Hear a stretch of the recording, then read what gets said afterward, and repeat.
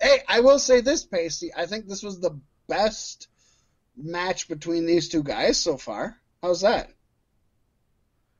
Yeah, but think of all the legends they incorporated in the ambulance match. Yeah. That's fucking awesome. That's epic, Pasty. You just won the internet this week with that. You didn't even skip a beat. You just went right into that. Oh, hard to fucking argue that one. The only positive I have to say about this is that McIntyre is awesome chasing the titles, so this might not be so bad having him working at retaining his prize, you know. Other than that, McIntyre needs to develop himself more in WWE. I know you got this hard-on from him from when he was in Impact, but it ain't the same guy, and I feel like Drew McIntyre looks like Roman Reigns, except he's more hairy and has about a quarter of the charisma, and I think I'm being yeah, but generous. when you stuck somebody with fucking Orton for all these matches, what are you supposed to do? He's literally got the nickname Blandy Orton. That's true. I think if you would have put Drew McIntyre versus Jey Uso, would it have been as it's good? It's so sad Obviously that not. Randy Orton, Blandy Orton, is going to go down as one of the greatest of all time. And he is. I mean, it's not even that it's sad he will. He is. Am I right? Yeah. But he's ridden the center path his entire career. Which I guess he isn't the only one to do that. But yeah, he's just stayed in the middle his entire career. He's never been amazing, but he's never been horribly awful. I mean, we got sick of him, but even then he wasn't awful. We were just sick of him. We were mostly sick of him and John Cena. Well, now I'm sick of him and Drew McIntyre. Yeah. I don't know. Drew needs more. I don't know what that more is. I don't know what that more is, but he's a very flat, bland character, and I feel like he pleases Vince McMahon's Roman Reigns receptors, but Vince doesn't know what to do with him because he's got Roman Reigns to play with too. I agree. I don't argue that at all. But he is an amazing talent, and he does deserve so much more. Best match of the night, Pasty? I'm going the women's Hell in a Cell. Good pick. Very good pick. I am going the I Quit match, but it's super close. Super close. Yeah. They were on the same level, and the other one was about four, and the Randy Orton Drew McIntyre was about 4 or 5 rungs down. Oh, for sure. I'm going to give this one a total of a C+. Hell in a Cell pay-per-views traditionally don't do well because how do you do amazing, 17 Hell in a Cells? You don't.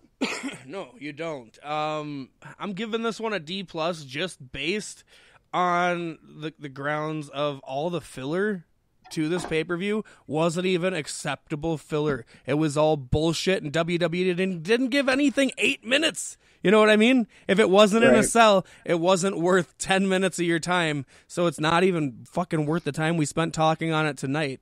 My issues with the Roman Reigns Jey Uso match, especially because when it started off the pay-per-view, I was like, oh my god, this is going to be really fucking good. And then it didn't set the pace the way I wanted it to. I will say, when I seen you were grading it a D+, I was kind of taken aback. But I started with a C-, but then as I was thinking about everything over again, I backed it off. Well, listening to your explanation, I think I'm going to keep my grade as a C+. I might change that, but I think I'm going to go with the beef sticks grade. I think I'm going to go with a D+. I think you made a really good argument for why it's not better than a D+. Well, thank you. No, thank you. I've been burnt by so many Hell in a Cells. I'm not going to give this one credit because it was okay. You know what I mean? Well, it was okay. Actually, no. Okay, that's a different story. I'll stop. I was going to tell the Elimination Chamber DVD story that I told. We talked about that one, I think, even 2 weeks ago.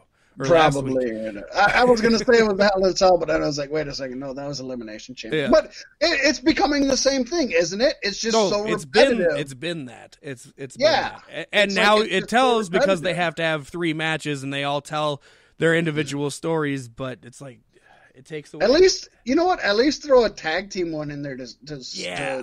didn't they do that last year? I want to say. I don't know about last year, but like I said, Usos New Day like 2 or 3 years ago in Hell in a Yeah, Cell they've was done it one in of the the past. best I've seen in my life, probably. That didn't Yeah, and at involve least Mick Foley. it at least shakes it up. Yeah. But Pasty, we are shaking up the Savage Sentinel because Macho Man is moving on, brother. That's right. It's time for the spooky, scary Sentinel. I don't know the rest of the song, so I can't really lampoon it. Honestly, I think that's all I know of it. I just know it from the kids. But, you know, when I say the word lampoon, I think about things that stab you like a spear. And when I think about things that stab you like a spear, I think about Joey Ryan's penis. As Joey Ryan has filed another lawsuit on October the 30th against former Ring of Honor wrestler Pele Primao before the United States District Court, Central District of California. This lawsuit marks the 7th known lawsuit that Ryan has filed in recent weeks, and we haven't even covered all of them, if that's the case. Isn't that the bad part? We haven't covered them all. With this current lawsuit, Ryan is seeking millions of dollars in damages from... Can you say it so I know I'm saying it right? Premiu. That's what I thought. That's what you said. He is also asking for a permanent injunction restraining Premiu from making and publishing defamatory statements or any iteration of defamatory statements. The lawsuit alleges that Premiu, since June 2020, has made 26 statements that fall under libel. They present Ryan in a false light. Intentionally interfere with Ryan's finances, negligently interfered with Ryan's finances, and intentionally inflicted emotional distress, among other allegations. God, Ryan, I hope you never find out about Twitter. You know what? The saddest part is... I think we're going to get sued for making this podcast. Probably. That is the saddest Jesus Christ. We know who Joey Ryan's voting for. I used to be the biggest Joey Ryan fan, and it comes back to CM Punk. I used to be a huge CM Punk fan, and then it was like, even when shit happened, whether he was wrong or not, the way he handled it gave me a bad taste in my mouth. And same with Joey Ryan right now. It's like, it's the way he's handling things that's just like 7 fucking lawsuits against these people. What does he hope to fucking accomplish? Like, this just seems wrong. He's having an epic meltdown. I don't think he's gonna be a name anybody knows in 3 years. And that's sad because he's such an amazing fucking talent. But I think you're right. You know, we can go out and say CM Punk is a shitty person, but I think Joey Ryan has eclipsed CM Punk a few times by now, and that's just in 1 year. Well, I don't know about that just because of how CM Punk has treated his close personal friends. That's all I'm going to say. Yeah, but how has Joey Ryan treated women? How has CM Punk treated women? Probably well. Probably.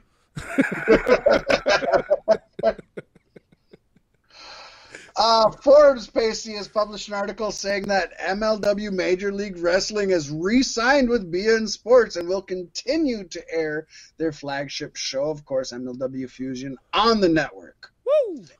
The two have worked together since March of 2018, and Fusion has quickly emerged as one of beIN Sports' hottest programs on the network. MLW CEO and co-founder Court Bowers spoke on the extension, saying both him and the league are thrilled to continue working with the network. It was also revealed, though, and this is huge, that the date for the MLW restart is Wednesday, November 18th, so not long from now. I am super excited to get some more MLW Fusion or whatever it may end up being. Yeah, it's been too long, I think, since we got to see some good MLW. In related news, MLW has entered into another strategic partnership with an international promotion. This latest alliance is with IWA Puerto Rico. According to a press release sent out on Tuesday, the deal will see IWA Puerto Rico wrestlers competing in MLW, as well as MLW fighters being showcased on IWA shows. Looking forward to that. Man, they continue to expand. They have kind of tried to reach everything that, this may sound bad, but everything that isn't a major market, they've kind of reached into, which, you know, I think it's indie wrestling's a lot like mycelium. It's all connected. Right. I agree, and I think that's awesome for them. And I think the more that they expand into all of these indie wrestling shows, the more Fusion's going to expand, and the more MLW will expand, and that's awesome. Somebody who else is expanding his winning streak, Jake Haggar, had another MMA fight tonight for Bellator. Haggar looked to remain undefeated as he faced Brandon Colton on Bellator 250. Haggar was able to defeat Colton, who is a former Pittsburgh Steeler, in a split decision. Haggar now moves to 3 wins, 0 losses, and only 1 tie, I guess is what they're considering it. The fight went to the That was a disqualification. It was a DQ. We're going to talk about that. After 3 brutal and bloody rounds. This time, Haggar was able to avoid kneeing anyone in the crotch. Of course, his last fight, which is the one that we talked about, was stopped after Haggar hit a second knee shot to the groin. In that match, those shots were unintentional, but still considered illegal, and the match had to be called. Yes. Man, his face looked rough, didn't it? Oh my gosh, he won, but God, he got funked the I'm funk glad he up. won. That's good for AEW. Well, and it's good for Jake Haggar. Yeah. He's got a great record for starting out. Oh my gosh. Oh, hell yeah. 3-0-1 is awesome. Now, when do we get him versus Brock Lesnar? Oh, poor guy. He'd never last. WWE is currently in a legal dispute with NFL player Chris Jones of the Kansas City Chiefs and his Stone Cold Jones LLC company. This dispute is over the, of course, Stone Cold Jones soda line that Jones has released with KC Soda Company. I love that shit. Yeah. So it's Jones Soda and Stone Cold Jones because of his name. And I can see why WWE is mad, because you just take his name out of it and it's WWE licensing Jones Soda brand. Oh, this is one I understand why they're fighting it. They might not win it, but I do understand why they're fighting it. And they're probably right to at least bring it up for sure. Yeah.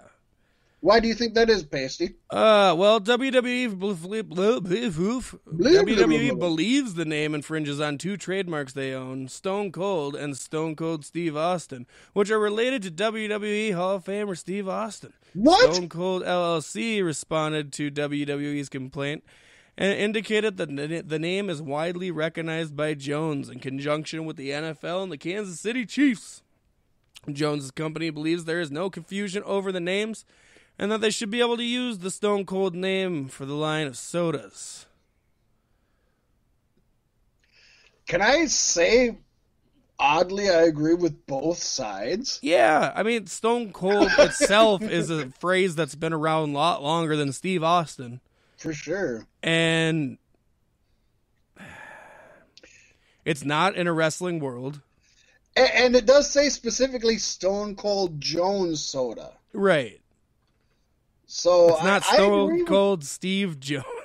Yeah, I agree with both. I think they both have a legitimate argument. I think they're both smart for pursuing this legally, and I guess you just got to leave it up to the courts. And I have a feeling the courts are gonna err in the side of Stone Cold Jones. Honestly. Yeah. I don't know where I sit here. I guess I'm okay with whatever way this lawsuit goes. Well, someone, Pasty, who isn't happy with the way that WWE is trying to enforce their own rules Yeah. is